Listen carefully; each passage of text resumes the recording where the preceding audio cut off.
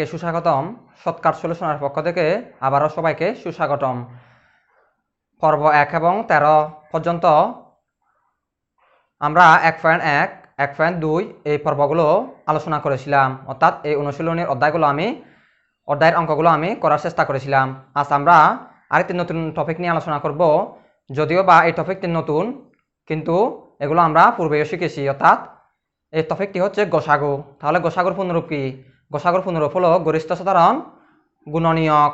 তাহলে গরিষ্ঠ মানে কি? গরিষ্ঠ হলো সর্বাধিক সংখ্যা। অর্থাৎ কোনো সংখ্যার মধ্যে যদি আমি সর্বাধিক সংখ্যা পাই, সেই সংখ্যাটিকে আমরা গরিষ্ঠ হিসেবে ধরতে পারি।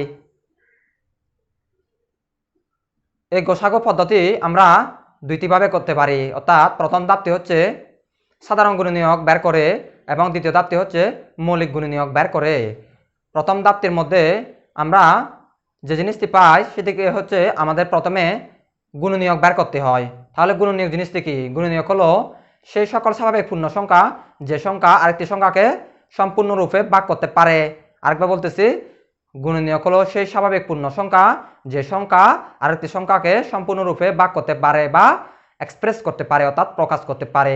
তাহলে আমরা যদি কোনো একটি অর্থাৎ দুইটি সংখ্যা নিয়ে আমরা গসাগু নির্ণয় করার চেষ্টা করি, 12 এবং 18, এই 12 এবং 18 আমরা সাধারণ গুণনীয়কের সাহায্যে করতে পারি এবং মৌলিক গুণনীয়কের সাহায্য করতে পারি। তাহলে প্রথমে আমি গুণনীয়কের সাহায্যে শুধুমাত্র করার চেষ্টা করি। আমরা জানি 12 এর গুণনীয়ক, অর্থাৎ 12কে যে সংখ্যা দ্বারা ভাগ করা যাবে বা প্রকাশ করা যাবে সেগুলোকে আমরা গুণনীয়ক হিসেবে ধরতে পারি। এর একটু আগে আমি বলেছি গুণনীয়ক হলো সে সকল স্বাভাবিক পূর্ণ সংখ্যা যে সংখ্যা আরেকটি সংখ্যাকে প্রকাশ করতে পারে। যেমন এই 12 এর গুণনীয়কগুলো হচ্ছে 1, অর্থাৎ 12 একে 12, 6 দুগুণে 12, 3 4 12, 3 4 12, 6 দুগুণে 12 এবং 12 একে 12। ঠিক একইভাবে আমি যদি 18 এই সংখ্যাটিকে গুণনীয়ক বের করি তাহলে কি হবে? 18 একে 18, 9 দুগুণে 18, 318, 318, 9 দুগুণে 18 এবং 18 একে 18। তাহলে আমি 12 এর একটি নির্দিষ্ট গুণনীয়ক পেলাম এবং 18 এরও একটি নির্দিষ্ট গুণনীয়ক পেলাম। এই 12 এবং 18 এই গুণনীয়কগুলোর মধ্যে আমাকে সাধারণ গুণনীয়ক খুঁজে বের করতে হবে। তাহলে সাধারণ জিনিসটি কি? আমরা ইংরেজিতে তাকে বলি কমন। অর্থাৎ কমন মানে কি? একই সংখ্যা যদি থাকে এগুলোকে আমরা কমন বলি, অর্থাৎ সাধারণ। অর্থাৎ কোনো উদাহরণ দিই তাহলে আমরা এটা খুব সহজে বুঝতে পারি। কিন্তু অঙ্কের মধ্যে যদি আমরা বলি তাহলে একটি সংখ্যাকে আরেকটি সংখ্যাকে মেলানো। অর্থাৎ আমি যদি এই সংখ্যাগুলোর মধ্যে সাধারণ গুণনীয়ক বের করার চেষ্টা করি, অর্থাৎ আমি যদি এই সংখ্যাগুলোর মধ্যে সাধারণ গুণনীয়ক বের করি তাহলে কি হবে? সাধারণ জিনিসটি হচ্ছে কমন। তাহলে 1 এর সাথে 1টা কমন, 2 এর সাথে 2টা কমন, 3 এর সাথে 3টা কমন, 6 এর সাথে 6টা কমন এবং 4, 9, 12, 18 এই সংখ্যাগুলো একটির সাথে আরেকটি কমন হতে পারে না। আমরা স্পষ্টভাবে এখানে দেখতে পাচ্ছি। তাহলে 12 এবং 18 এর মধ্যে সাধারণ গুণনীয়কগুলো কি হলো? 1, 2, 3 এবং 6। এই 7টি সংখ্যা হচ্ছে সাধারণ গুণনীয়ক। তাহলে কিছুক্ষণ আগে আমরা শিখছিলাম গসাগু কি? গসাগু হলো গরিষ্ঠ সাধারণ গুণনীয়ক, অর্থাৎ সবচেয়ে বড় সংখ্যা। তাহলে 1, 2, 3 এবং 6 এই সংখ্যাগুলোর মধ্যে, অর্থাৎ সাধারণ গুণনীয়কগুলোর মধ্যে নয়, শুধুমাত্র সাধারণ গুণনীয়কগুলোর মধ্যে। তাহলে গরিষ্ঠ সাধারণ গুণনীয়কটি হবে অবশ্যই 6। এই সংখ্যাটি সবচেয়ে এখানে বড়। এই বড় সংখ্যাটি আমি এখানে লিখে দিলাম, অর্থাৎ এই সংখ্যাটি হচ্ছে সবচেয়ে একটি বড় সংখ্যা। তাহলে 12 এবং 18 এর গসাগু নিশ্চয়ই হবে এখানে 6। 12 এবং 18 এর গসাগু নিশ্চয়ই হবে এখানে 6। কেন 6 হবে? কারণ আমরা জানি গরিষ্ঠ সাধারণ গুণনীয়ক, অর্থাৎ গসাগু হচ্ছে গরিষ্ঠ সাধারণ গুণনীয়ক, সবচেয়ে বড় সংখ্যাটি হচ্ছে গসাগু। আমি এখানে ডান পাশে লিখে রাখছি কি? প্রদত্ত সংখ্যার সাধারণ গুণনীয়কগুলোর মধ্যে সবচেয়ে বড় গুণনীয়কই হলো ওই সংখ্যার গসাগু। তাহলে প্রদত্ত সংখ্যা কোনটি? এই প্রদত্ত সংখ্যাটি হচ্ছে 12 এবং 18, এই দুটি সংখ্যা হচ্ছে প্রদত্ত সংখ্যা। তাহলে সাধারণ গুণনীয়ক আমি বের করলাম, কি পেলাম? 1, 2, 3 এবং 6।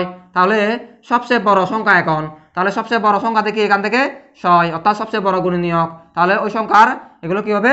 গসাগু রূপে রূপান্তরিত হবে, অর্থাৎ কনভার্ট হবে। এটা হলো 12 এবং 18 এর সাধারণ গুণনীয়কের গসাগু।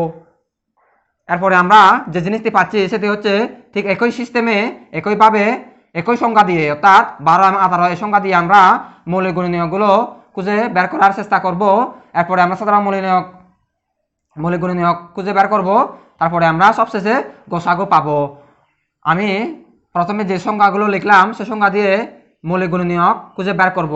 আমি অন্য সংখ্যা দিয়ে এখন খুঁজে বের করার চেষ্টা করব না, কারণ অন্য সংখ্যা দিয়ে আমি যদি খুঁজে বের করার চেষ্টা করি তাহলে প্রথম যে নিয়মটা করেছি সেই নিয়মের সাথে আমি খুব সহজে মেলাতে পারবো না এবং আমরা খুব সহজে বুঝতে পারবো না। তাহলে সহজে বোঝার জন্য আমাকে ঠিক একই সংখ্যা দিয়ে আগে করতে হবে। তাহলে আমি যদি 12 এবং 18 এর আগে গুণনীয়ক করেছি, এখন যদি আমি 12 এবং 18 মৌলিক গুণনীয়ক খুঁজে বের করার চেষ্টা করি, তাহলে মৌলিক জিনিসটা কি আমরা ইতিপূর্বে শিখেছি।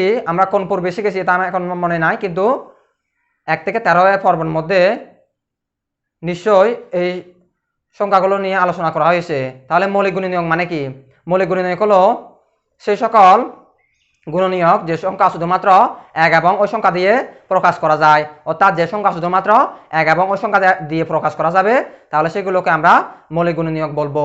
অর্থাৎ মৌলিক গুণনীয়কগুলো আমরা যদি এখন বের করার চেষ্টা করি তাহলে 12 এর মৌলিক গুণনীয়ক কি হবে? অর্থাৎ 2 দুগুণে 4, 3 4 12, অর্থাৎ 12 সংখ্যা থেকে আমরা যদি মৌলিক গুণনীয়ক খুঁজে বের করার চেষ্টা করি 2 2 এবং 3, কারণ এই দুই সংখ্যাটি শুধুমাত্র 2 এবং ওই এক সংখ্যা দ্বারা ভাগ যাচ্ছে, এরপরে সংখ্যাটি 1 এবং ওই সংখ্যা দ্বারা ভাগ করতে পারছি, কারণ 2 একে 2, 3 একে 3, তাহলে 1 এবং ওই সংখ্যা দ্বারা আমরা প্রকাশ করতে পারতেছি। অর্থাৎ 1 এবং ওই সংখ্যা দ্বারা প্রকাশ করতে পারা সংখ্যাগুলোকে বলা হয় মৌলিক সংখ্যা। তাহলে এর পরবর্তী যে সংখ্যাটি রয়েছে সেটি হচ্ছে 18। তাহলে 18 এর মৌলিক গুণনীয়ক বের করলে আমরা পাই 2 3 এবং 3।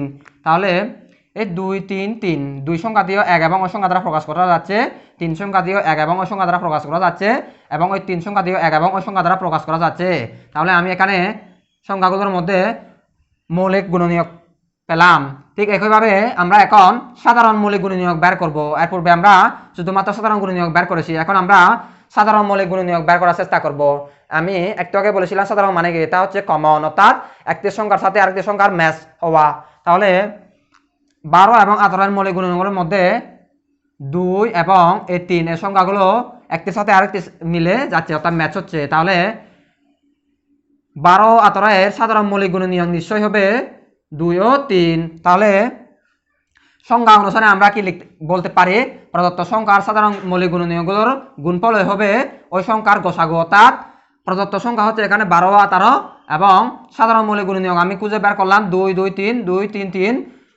এই সংখ্যাগুলোর মধ্যে 2 3 আমি পেলাম সাধারণ মৌলিক গুণনীয়ক। তাহলে এগুলো আমাকে কি করতে হবে? গুণ করতে হবে, অর্থাৎ আমি এখানে গুণ করে দিলাম, 2 এবং 3 এর গুণ পেলাম আমি 6। তাহলে সাধারণ গুণনীয়কের যে গসাগুর ফলাফল মৌলিক গুণনীয়কের সেই গসাগুরও ফলাফল একই, অর্থাৎ আমি খুব সহজে এভাবে গসাগু নির্ণয় করতে পারি। আমার কাছে যেটা সহজ মনে হবে আমি সেই পদ্ধতিতে অবশ্যই অনুসরণ করতে পারি। এই দুইটি পদ্ধতির মাধ্যমে আমি খুব সহজে গসাগু নির্ণয় করতে পারবো। অর্থাৎ আপনার কাছে যেটা সহজ মনে হবে সেই নিয়মটি আপনাকে ফলো করতে হবে, অর্থাৎ আপনার যেটা ভালো লাগে সেই পদ্ধতিতে এখানে অনুসরণ করে গসাগু আপনি খুব সহজে নির্ণয় করতে পারবেন। আমি আরেকবার বলতেছি, গসাগু হচ্ছে গরিষ্ঠ সাধারণ গুণনীয়ক। তাহলে গরিষ্ঠ সাধারণ গুণনীয়কটি দুইভাবে ভাগ করা যায়, অর্থাৎ প্রকাশ করা যায়। একটি হচ্ছে সাধারণ গুণনীয়ক পদ্ধতি, একটি হচ্ছে মৌলিক গুণনীয়ক পদ্ধতি। তাহলে আমি যদি প্রথমে গুণনীয়ক পদ্ধতিতে করি তাহলে আমাকে সবচেয়ে বড় গুণনীয়ক খুঁজে বের করতে হবে। প্রথমে আমি যদি গুণনীয়ক বের করব, এর পরবর্তী আমি সাধারণ গুণনীয়ক বের করব। সাধারণ গুণনীয়কগুলোর মধ্যে আমি সবচেয়ে বড় সংখ্যা নির্ণয় করব, ওই সংখ্যাটি হচ্ছে নির্ণয় গসাগু। এর পরবর্তী যে পদ্ধতিটি রয়েছে সেই পদ্ধতিটি হচ্ছে মৌলিক গুণনীয়ক। আমাকে প্রথমে মৌলিক গুণনীয়ক খুঁজে বের করতে হবে, এরপর সাধারণ মৌলিক গুণনীয়ক বের করতে হবে মৌলিক গুণনীয়কগুলো থেকে। এরপরে আমি যে সাধারণ মৌলিক গুণনীয়ক পাবো সেগুলো শুধুমাত্র আমি গুণ করে দেব। গুণ করে যে ফলাফলটা আসবে সে ফলাফলই হলো গসাগু। অর্থাৎ আমি এভাবে দুইটি পদ্ধতির মাধ্যমে খুব সহজে গসাগু নির্ণয় করতে পারি। আমরা পরীক্ষার সময় যে কোনো একটি পদ্ধতি ব্যবহার করে খুব সহজে অঙ্কের সমাধানগুলো করতে পারবো। ধন্যবাদ সবাইকে, আজ এই পর্যন্তই।